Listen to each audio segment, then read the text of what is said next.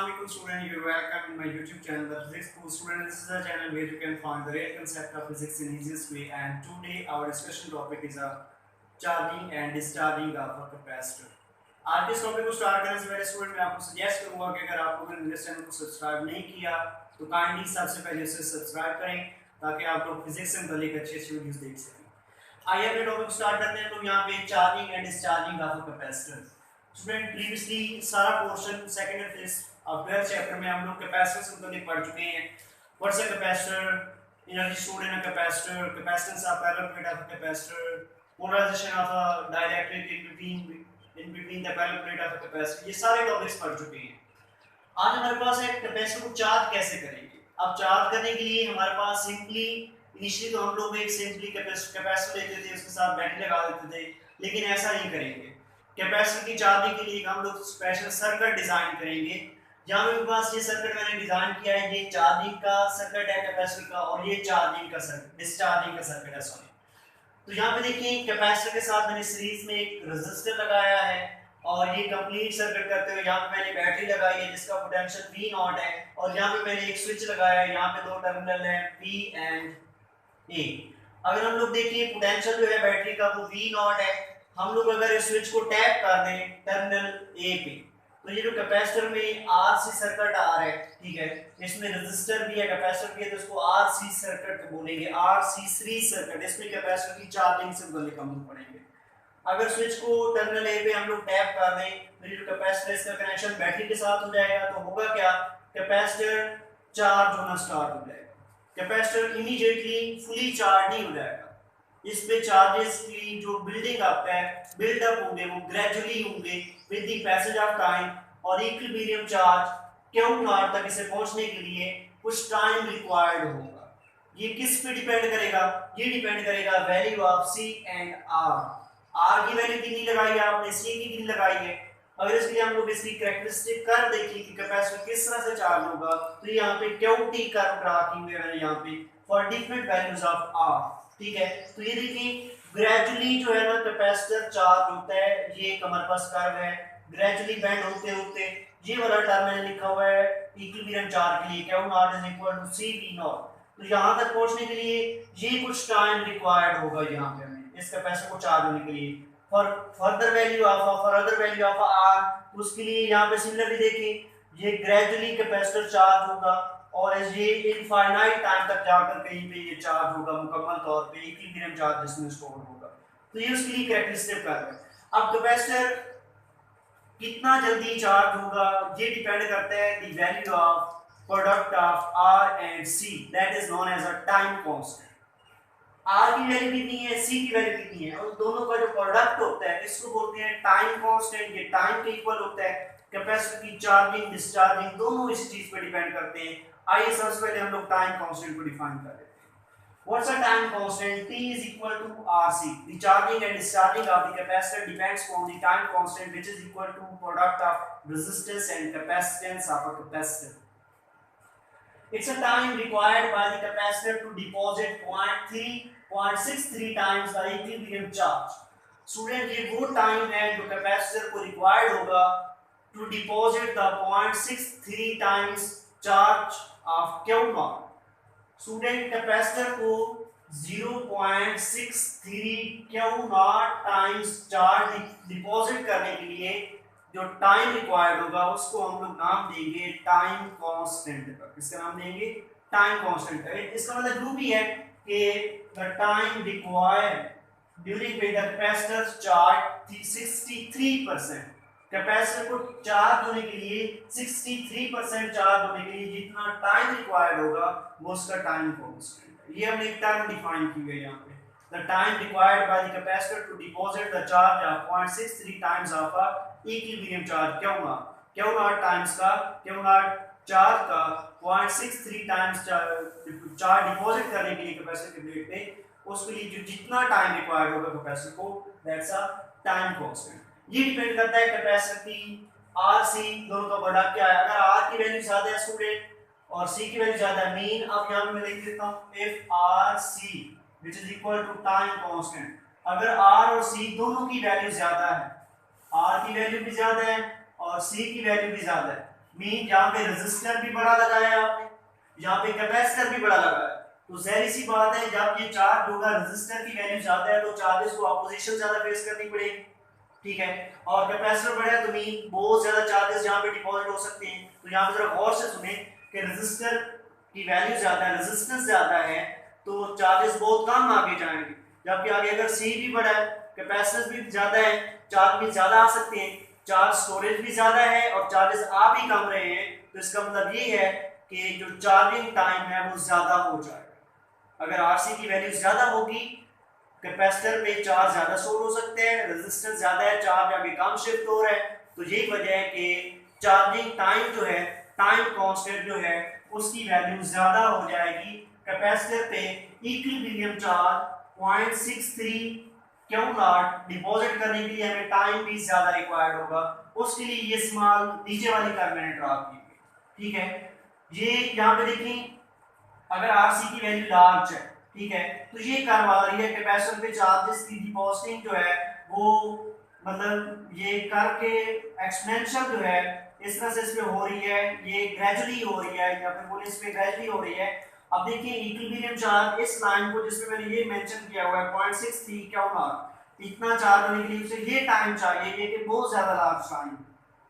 जबकि अगर हम लोग बात करें अगर R और C की वैल्यू कम हो, दोनों के प्रोडक्ट की वैल्यू कम हो, ठीक है, तो हमारे पास टाइम कांस्टेंट भी कम होगा।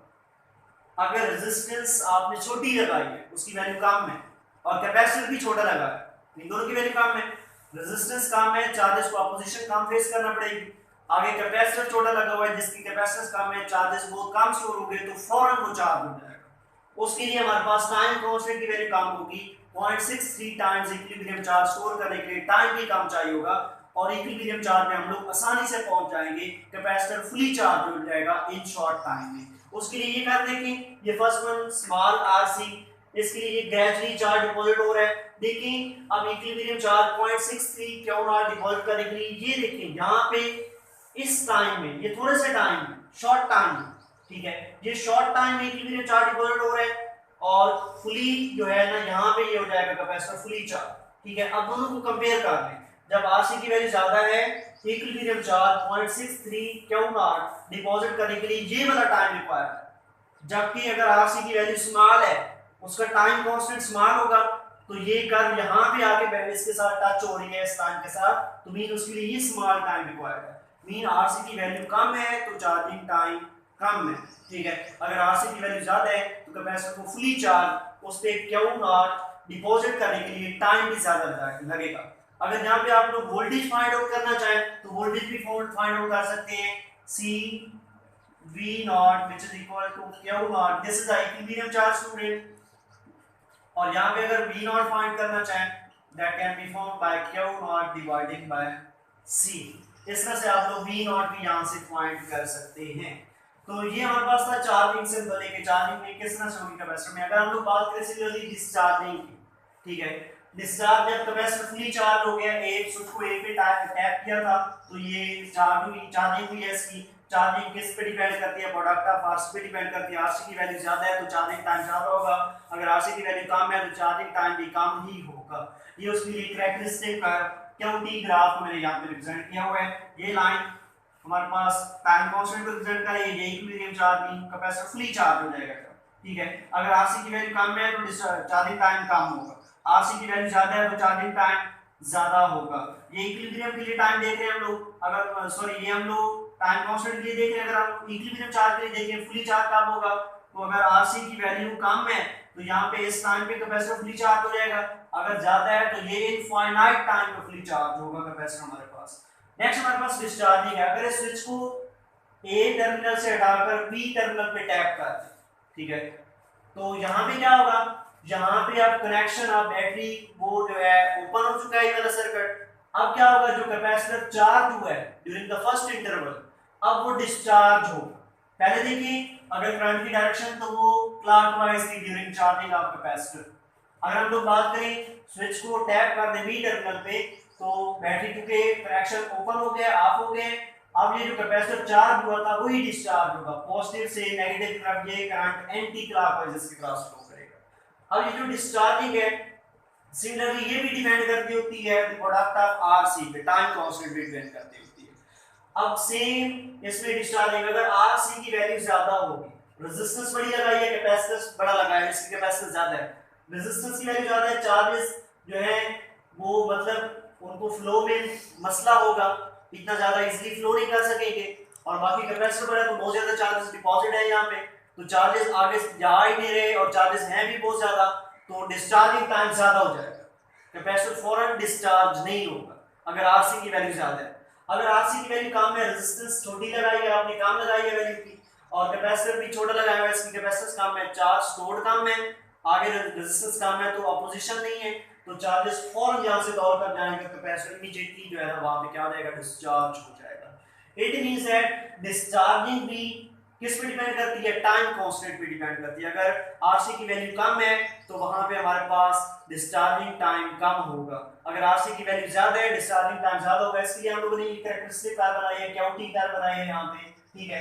तो उसके लिए देखें, जब आरसी की वैल्यू स्मॉल है, ये इक्विलिब्रियम चार्ज स्टोर हो चुका है यहाँ पे कैपेसिटर पे, कैपेसिटर फुली चार्ज था, हमने टैप किया बी टर्मिनल के ऊपर स्विच को, तो देखिए अगर आरसी की वैल्यू कम है तो ये अब ग्राफ नीचे आ रहा है, ग्राफ ऊपर जा रहा था, मीन चार्ज की वैल्यू बढ़ रही थी, इधर जा रहा था टाइम की वैल्यू बढ़ रही थी, एक्स एक्सिस के नाम ग्राफ शिफ्ट हो रहा था, ग्राफ टाइम बढ़ रहा था, वर्टिकली शिफ्ट हो रहा था, चार्ज बढ़ रहा था। अब ग्राफ नीचे आ रहा है, मीन चार्ज की वैल्यू रिड्यूस हो रही है, एक्स एक्सिस की तरफ जा रहे हैं, टाइम बढ़ रहा है, ठीक है। अब देखिए आरसी की वैल्यू स्मॉल है तो ये उसके लिए फर्स्ट कर्व, ये देखिए ग्रेजुअली एक्सपोनेंशियली ग्राफ नीचे आ रहा है, और इस किसी टाइम पे कैपेसिटर जो इक्विलिब्रियम जिसमें चार्ज क्या हुआ स्टोर हो चुका था, फुली चार्ज था, वो इस किसी टाइम पे आरसी पे फुली डिस्चार्ज हो जाएगा इस टाइम पे।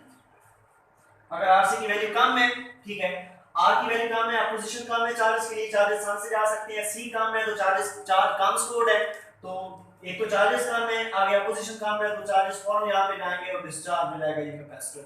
सिमिलरली अगर आरसी की वैल्यू ज्यादा है, लार्ज है आरसी की वैल्यू, ठीक है, तो उसके लिए अगर चार कैपेसिटर है, तो अगर आरसी की वैल्यू ज्यादा है, रेजिस्टेंस ज्यादा है, कैपेसिटेंस ज्यादा थी, मीन स्टोर्ड चार्ज की वैल्यू ज्यादा है, सी की वैल्यू ज्यादा, चार्ज ज्यादा स्टोर्ड है, आगे रेजिस्टेंस ज्यादा है, पोजीशन ज्यादा है, मीन चार्जेस आसानी से आगे जा नहीं सकते, अगर चार्जेस आगे नहीं जा सकते, चार्ज स्टोर्ड भी ज्यादा है, तो टाइम ज्यादा लगेगा चार्जेस को वहां पे मूव करने के लिए, मीन डिस्चार्जिंग टाइम की वैल्यू बढ़ जाएगी। सेम अगर आरसी की वैल्यू लार्ज है, जब कैपेसिटर दोनों पॉइंट पे देखिए फुली चार्ज था, आरसी की वैल्यू लार्ज है तो ये एक्सपोनेंशियली कर्व बन जाएगी, और ये किसी इनफाइनाइट टाइम पे, ये नीचे इस लाइन को टच नहीं कर रहा है ग्राफ, ये टच करे तो यहाँ पे क्यू की वैल्यू कितनी हो गई है, यहाँ पे क्यू की वैल्यू 0 हो गई है, लेकिन यहाँ पे ये क्यू की वैल्यू 0 नहीं होगी क्योंकि आर से ज्यादा है, एक तो स्टोर चार्ज की वैल्यू ज्यादा है, दूसरा रेजिस्टेंस अपोजिशन आगे से ज्यादा है, चार्ज इसलिए मूव नहीं कर पा रहा, तो कैपेसिटर किसी इनफाइनाइट टाइम पे डिस्चार्ज होगा।